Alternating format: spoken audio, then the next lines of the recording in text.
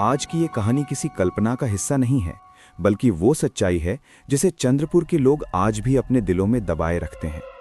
चंद्रपुर सिर्फ एक गांव नहीं था, ये एक ऐसी जगह थी जहां समय और वास्तविकता अपने नियम खुद तय करते थे। लोग कहते थे कि गांव के बाहर खड़ा वो पीपल का पेड़ केवल पेड़ नहीं था, बल्कि एक पहरेदार था जो उन आत्माओं की निगरानी करता था जो उसकी जड़ें फाड़कर भीतर उतरना चाहती थीं। उसका आकार सामान्य पीपल से बड़ा और डरावना था। डालियां हमेशा झुकती हुई दिखती थीं, मानो किसी अदृश्य शक्ति के भार तले दब रही हों। उसके नीचे बना वो सूखा कुआं किसी ने कभी नहीं देखा कि वास्तव में उसका आकार कैसा था, क्योंकि जो भी उसके पास गया वो लौटकर कभी वही व्यक्ति नहीं रहता था। राहुल जब 15 साल बाद शहर से गांव लौटा तो उसे लगा कि सब कुछ वैसा ही होगा जैसा वो बचपन में छोड़कर गया था। कार जैसे ही गांव की सीमा में घुसी, मोबाइल नेटवर्क गायब हो गया और डैशबोर्ड की घड़ी अचानक 6:13 पर अटक गई। रेडियो अपने आप बंद हो गया और बाहर की हवा में एक अजीब ठंडक फैल गई। शीशे में उसने पल भर के लिए पीछे किसी के बैठने का एहसास लिया और कान के पास धीमी फुसफुसाहट आई, लौट क्यों आया। वो पल ऐसा था कि पूरे शरीर में सनसनी दौड़ गई। राहुल ने पीछे देखा, पीछे सीट खाली थी, पर वो महसूस कर रहा था कि कोई उसके साथ है। राहुल का पैतृक घर गांव के आखिरी छोर पर था, ठीक उसी जगह जहां पीपल और कुआं थे। घर के बाहर ताला खुला हुआ था, जो रहस्यमय रूप से उसके लौटने की प्रतीक्षा कर रहा था। अंदर अंधेरा था, लेकिन अगरबत्ती की खुशबू हवा में तैर रही थी, जैसे किसी ने हाल ही में पूजा की हो। दीवार पर लगी घड़ी चल रही थी, लेकिन उसकी सुइयां उल्टी दिशा में घूम रही थीं, मानो समय यहां अपनी गति भूल चुका हो। दीवार पर लगी मां की तस्वीर की आंखें नम लग रही थीं, जैसे वो सचमुच रो रही हो और राहुल पर निगाह रख रही हो। रात होते ही छत से ठक ठक ठक की आवाज आने लगी। राहुल ने ऊपर देखा, कोई नहीं था, पर बाहर पीपल की डालियां हवा के बिना हिल रही थीं। कुएं से पानी गिरने जैसी आवाजें आ रही थीं, छप छप छप, जबकि कुआं सालों से सूखा था। ये सब देखकर राहुल का दिल तेजी से धड़कने लगा। उसके दिमाग में एक डर पैदा हुआ जिसे शब्दों में बयां करना मुश्किल था। अगली सुबह राहुल जब गांव में निकला तो लोग उसे देखकर सिहर गए। एक बूढ़ी औरत बोली, अरे ये तो मरा हुआ था। और एक लड़के ने डरते हुए कहा, शाम से पहले गांव छोड़ दे बेटा, पीपल वाला कुआं, उसे फिर भूख लग गई है। राहुल ने पूछा, क्यों? पर लोग बस चुप रहे। उसके दिमाग में 15 साल पहले की घटनाएं ताज़ा हो गईं। वो याद कर रहा था कि उसी रात उसके पिता की अचानक मौत हुई थी, जो लोगों ने कुएं में गिरने की दुर्घटना बताई थी। लेकिन राहुल को याद था कि उसने अपने पिता को किसी औरत से बात करते देखा था, सफ़ेद साड़ी में, लंबे खुले बाल, और उसके बाद सुनाई दी वो चीख। रात 12 बजे दरवाज़ा खटका। बाहर उसकी माँ खड़ी थी, लेकिन उसके पैर ज़मीन पर नहीं थे। माँ बोली, बेटा कुएं तक चलना है। और तभी उसकी गर्दन अचानक 180 डिग्री घूम गई। आवाज़ बदल गई, वो तेरी माँ नहीं थी। राहुल डर के मारे पीछे हट गया। अगले दिन वो सीधे पीपल और कुएं के पास गया। जमीन काली थी, हवा सड़ान से भरी थी। कुएं में झांकते ही उसने देखा, अंदर हजारों चेहरे थे। उसके पिता, गांव के लोग और सबसे नीचे उसका खुद का चेहरा। पीछे से फुसफुसाहट आई, जो सच जान ले वो भी यहीं रहता है। सफेद साड़ी वाली औरत सामने खड़ी थी। उसने बताया कि गांव वालों ने उसे बरसों पहले जिंदा कुएं में फेंक दिया था। अब वो आत्मा नहीं थी, वो भूख थी, और हर 15 साल में उसे किसी अपने की जरूरत होती थी। राहुल भागा, लेकिन रास्ते बार बार घूमते रहे। गांव खत्म ही नहीं हो रहा था। मोबाइल ऑन हुआ और एक कॉल आई, माँ। उसने उठाया और उधर से उसकी ही आवाज आई, मैं कुएं में हूँ। पीपल के पास पहुंचते ही जमीन धंस गई और आखिरी चीज जो उसने देखी, कुएं के अंदर उसकी माँ, पिता और उसका खुद का चेहरा मुस्कुराते हुए। राहुल जब कुएं में गिरा तो उसे लगा कि वो जमीन पर नहीं, बल्कि किसी और ही दुनिया में उतर रहा है। चारों ओर अंधेरा था, परंतु उसमें हल्की लाल और नीली झिलमिलाहटें दिखाई दे रही थीं। ये कोई सामान्य रोशनी नहीं थी, मानो किसी हजारों वर्षों से दबे हुए दर्द और चीखें यहाँ जल रही हों। कुएं के भीतर गिरते हुए उसने महसूस किया कि हवा में कोई ठंडक नहीं थी, बल्कि ये ठंडक उसकी आत्मा को काट रही थी। उसके पैरों के नीचे जमीन नहीं थी। उसका शरीर जैसे किसी अज्ञात शक्ति के हाथों में उठता और गिरता रहा। जैसे ही वो पूरी तरह स्थिर हुआ, उसने चारों ओर नजर दौड़ाई। वहां सिर्फ चेहरों का सैलाब था। गांव वाले, जिन्हें राहुल बचपन में जानता था, लेकिन उनकी आंखें खाली और मृत जैसी थीं। उनके चेहरे पर मुस्कान और दर्द दोनों दिख रहे थे। उनके हाथ उसकी तरफ बढ़ रहे थे, परंतु जैसे वो उन्हें छू न सके। उसने देखा कि उसके पिता वहीं थे। उनके चेहरे पर डर और भ्रम दोनों दिखाई दे रहे थे। सफेद साड़ी वाली औरत उसके सामने खड़ी थी। उसके बाल हवा में लहरा रहे थे, आंखों में कोई मानव भाव नहीं था। उसने धीरे से कहा, अब तुम देख रहे हो राहुल, ये भूख केवल मेरी नहीं, ये तुम्हारे गांव की, यहाँ की मिट्टी की और यहाँ के लोगों की भूख है। ये इंसानों को नहीं छोड़ती, ये उनके पाप, उनके डर और उनके दर्द को खाती है। जो इसे देख लेता है वो या तो यहाँ रह जाता है या उसकी आवाज बन जाता है। राहुल का दिल तेजी से धड़क रहा था। उसकी आंखों के सामने जो दृश्य था वो उसे शब्दों में बयां नहीं कर सकता था। कुएं के भीतर हर दिशा में अलग अलग चेहरे थे। किसी के होंठ हिल रहे थे पर आवाज नहीं आ रही थी। किसी के हाथ उठ रहे थे पर स्पर्श करने पर हवा के अलावा कुछ भी नहीं था। राहुल ने महसूस किया कि यहाँ समय नहीं चलता। वहां न सुबह थी न शाम, सिर्फ वही अंधेरा और वही भूख थी। सफेद साड़ी वाली औरत धीरे धीरे उसके पास आई और कहा, राहुल, ये भूख केवल आधी नहीं है, ये पूरी है।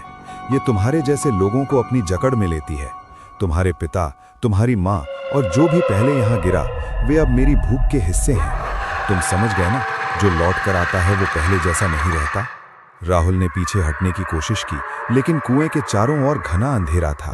हर कदम उसके डर को और बढ़ा रहा था।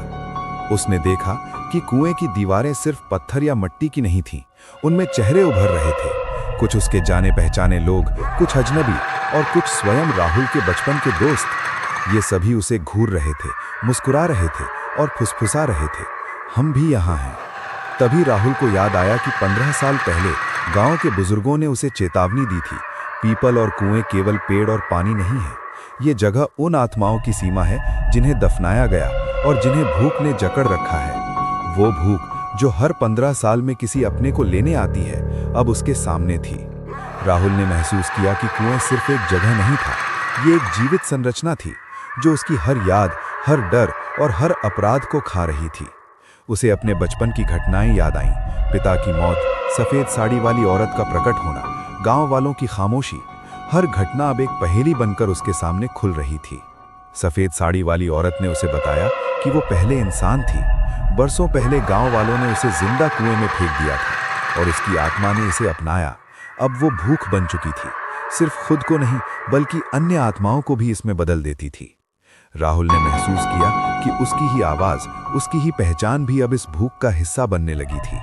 कुएं के अंदर समय का कोई अर्थ नहीं था। वो जितना भीतर गया उतना और गहरा अंधेरा उसके चारों ओर फैलता गया।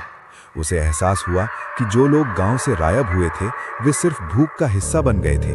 उनका शरीर और चेहरा यहाँ मौजूद थे पर उनकी आत्मा अब स्वतंत्र नहीं थी। राहुल ने अपने आसपास ध्यान से देखा, कहीं भी कोई ठोस चीज नहीं थी, केवल चेहरों, हाथों और आवाजों का मिश्रण था। फिर सफेद साड़ी वाली औरत ने कहा, राहुल, अब तुम्हें अपने डर का सामना करना होगा। जो भी इसे देखेगा वो कभी वैसा नहीं रहेगा। अब तुम्हारा फैसला तय करेगा कि ये भूख और फैलती है या खत्म होती है। राहुल ने अपनी सांसें गहरी ली और उस अंधेरे में कदम बढ़ाया। हर कदम पर नए चेहरे, नई आवाजें और नई यादें उसके चारों ओर फैल रही थीं। उसे पता था कि अब पीछे हटने का कोई रास्ता नहीं है। राहुल ने कुएं के अंधकार में गहरी सांस ली और महसूस किया कि अब पीछे लौटने का कोई रास्ता नहीं है। हर ओर अंधेरा था पर उसमें लाल और नीली झिलमिलाहटें चमक रही थीं, जैसे किसी पुरानी आग की राख अभी भी जल रही हो। कुएं की दीवारें अब स्थिर नहीं थीं, उनमें चेहरों का सैलाब बदलता रहता था, कभी पुराने गांव वालों के, कभी अजनबियों के और कभी अपने ही बचपन के दोस्तों के। ये सभी उसे घूर रहे थे, मुस्कुरा रहे थे और फुसफुसा रहे थे, हम भी यहाँ हैं। सफेद साड़ी वाली औरत धीरे धीरे उसके पास आई। उसकी आंखों में अब सिर्फ भूख थी, कोई मानव भाव नहीं। उसने कहा, राहुल, अब तुम्हें समझना होगा, ये भूख केवल मेरी नहीं, ये इस गांव की मिट्टी की है, इसकी यादों की है, इसके पाप की है। हर 15 साल में ये किसी अपने को मांगती है। जो इसे देख लेता है वो या तो यहाँ रह जाता है या इसकी आवाज बन जाता है। राहुल ने महसूस किया कि उसके साथ जो भी हुआ वो केवल शुरुआत थी। उसकी आत्मा धीरे धीरे इस अजीब भूख का हिस्सा बनने लगी थी। उसने देखा कि कुएं की दीवारें अब केवल पत्थर और मिट्टी की नहीं थीं, उनमें चेहरे उभर रहे थे, हाथ उठ रहे थे और उसकी ओर बढ़ रहे थे। फिर सफेद साड़ी वाली औरत ने उसे दिखाया कि ये भूख सिर्फ शिकार ही नहीं करती, ये खुद भी बदलती रहती है। जो भी इसे देखता है उसका डर, उसकी यादें और उसका अपराध इसके अंदर समा जाते हैं। राहुल ने महसूस किया कि अब वो केवल दर्शक नहीं है, उसकी ही पहचान धीरे धीरे बदल रही थी। उसकी छाया अब उसकी नहीं थी। कुएं की गहराई में राहुल ने देखा कि वहां कई स्तर थे। हर स्तर में अलग अलग घटनाएं चल रही थीं। कुछ पुराने गांव वालों की, कुछ अपने बचपन की और कुछ उनके 15 साल पहले के दुश्मन की। हर स्तर पर वो महसूस कर रहा था कि ये भूख सिर्फ जगह नहीं है, ये समय, यादें, डर और मृत्यु का मिश्रण है। राहुल धीरे धीरे समझ गया कि अब उसका काम सिर्फ खुद को बचाना नहीं था, उसे ये पता लगाना था कि इस भूख की उत्पत्ति कैसे हुई, सफेद साड़ी वाली औरत कौन थी और क्यों 15 साल में एक बार ये भूख किसी अपने की तलाश करती थी। यही खोज अब उसे जीवन और मृत्यु के बीच खड़ा कर रही थी। सफेद साड़ी वाली औरत ने धीरे से कहा, राहुल, अब तुम्हें अपने डर का सामना करना होगा। जो भी इसे देखेगा वो कभी वैसा नहीं रहेगा। अब तुम्हारा फैसला तय करेगा कि ये भूख और फैलती है या खत्म होती है। राहुल ने अपनी सांसें गहरी ली और अपने भीतर की यादों और डर का सामना किया। उसने अपने पिता, अपनी माँ और बचपन की खुशियों को याद किया। जैसे ही उसने अपने डर का सामना किया, सफेद साड़ी वाली औरत चीख पड़ी, तुम कैसे? उसकी आवाज अब मानवीय भाव के साथ डर से भर गई थी। राहुल ने महसूस किया कि उसकी यादें, उसका डर और उसकी आत्मा इस भूख से लड़ सकती हैं। कुएं में अचानक हल्की रोशनी फैल गई। भूख के चेहरे और हाथ धीरे धीरे कम होने लगे। कुछ आत्माएं मुक्त हुईं, कुछ गायब हो गईं। सफेद साड़ी वाली औरत अब पूरी तरह मानव रूप में नहीं रह गई थी। उसकी परछाई डर और भूख के मिश्रण में बदल गई थी। राहुल ने अपनी आंखें बंद रखी और अपने भीतर की यादों को ताकत दी। अंततः कुएं की गहराई से एक बड़ा झटका आया। जमीन हिलने लगी और राहुल महसूस कर रहा था कि वो बाहर की ओर खिंच रहा है। जैसे ही वो बाहर आया, उसने देखा कि गांव अब वैसा नहीं रह गया था। सड़कें धूल भरी थीं, पर अब गांव शांत था। पीपल का पेड़ अब सामान्य दिख रहा था। कुआं सूखा और खाली था। राहुल ने महसूस किया कि उसने केवल अपनी आत्मा को बचाया नहीं, बल्कि कई आत्माओं को भी मुक्त किया। सफेद साड़ी वाली औरत की भूख अब वहां नहीं थी, लेकिन वो जानता था कहीं भी डर और अपराध होंगे, वो भूख कहीं न कहीं फिर उठेगी। वो ये भी जान गया कि चंद्रपुर कभी पूरी तरह नहीं मरता, वो केवल प्रतीक्षा करता है।